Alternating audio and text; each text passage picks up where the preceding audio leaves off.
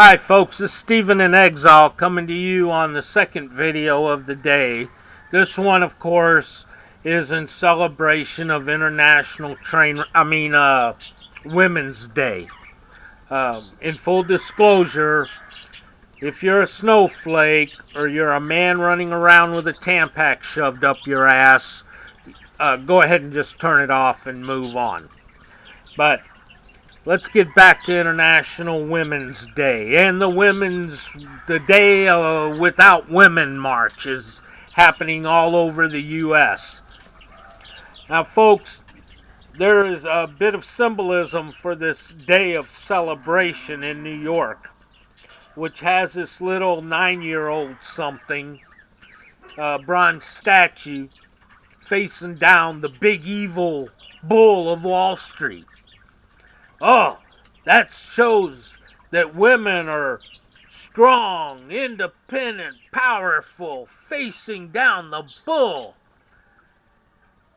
No, because what did they leave out? They left out a wall. They left out the protected class wall, separating the evil male bull from the strong, powerful, independent woman. The protected class female. And that's a wall. What else did they leave out? They left out the bear behind her ready to bite her ass. Folks, it's a false narrative. Now, we all love women. That's good. But to create a false narrative, to try to build a confidence in women in general, is not fair to women. I had a daughter. Teacher kept telling me, "Oh, Stephen, you need to build her confidence so that she can have self-esteem." I told the teacher, no, she needs to do something in order to build her self-esteem. I'm not going to falsely build her confidence. She has to do something. You know, sort of like John McHero. He wasn't a hero. He was admirable. But what did he do to become a hero? Nothing. Let's get back to the big day of the women. Yes, there are strong, powerful women out there. I can name, four off the top of my head. Okay? Just recent history. I can name to you Margaret Thatcher. Ring a bell?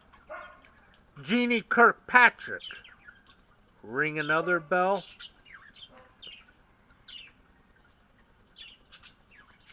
Phyllis Schlafly. Sorry, forgot Phyllis Schlafly. There's another strong woman for you.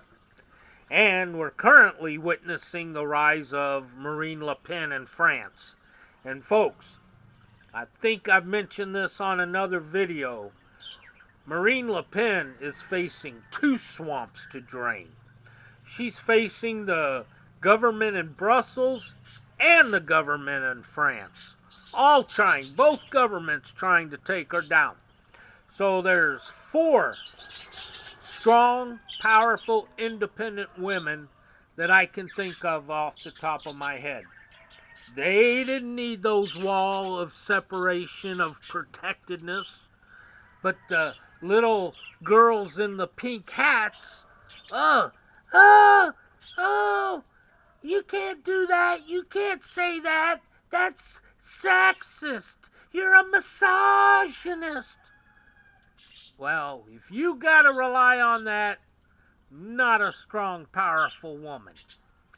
And that's just one of the aspects of a saying that I had from my radio show in Las Vegas. Now, keep in mind, my radio show probably had as many listeners at 5 o'clock in the morning as I have viewers of this video and of the Twitter account that I have.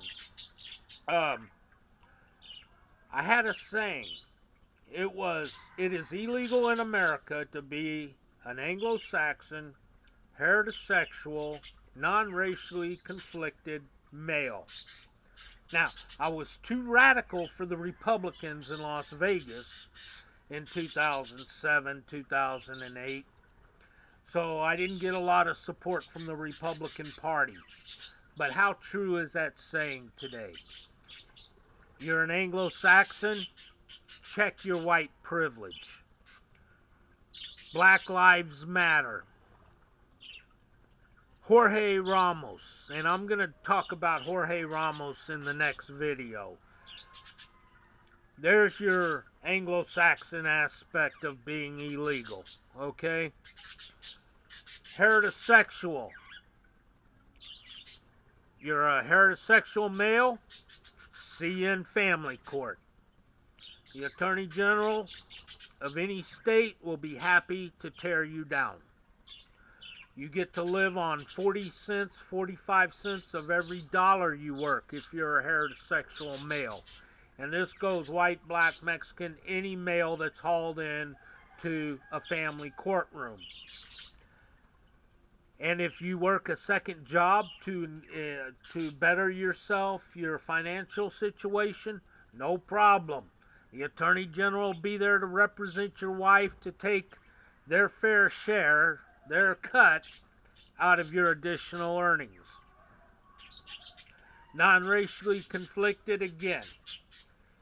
If you're a white male wearing the dreadlocks, or your name is Rachel Dozell, or you're I'm trying to think what it was in Houston a year or two ago,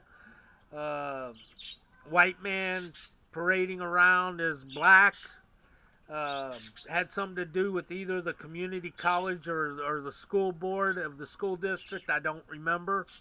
But you have many of these people running around this nation, white people wearing saggy pants because they can't buy a pair of pants or put on a belt because it's not cool.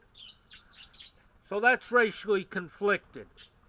If you're like me and you meet an individual, a man, in a social circumstance, you normally would go to shake their hand.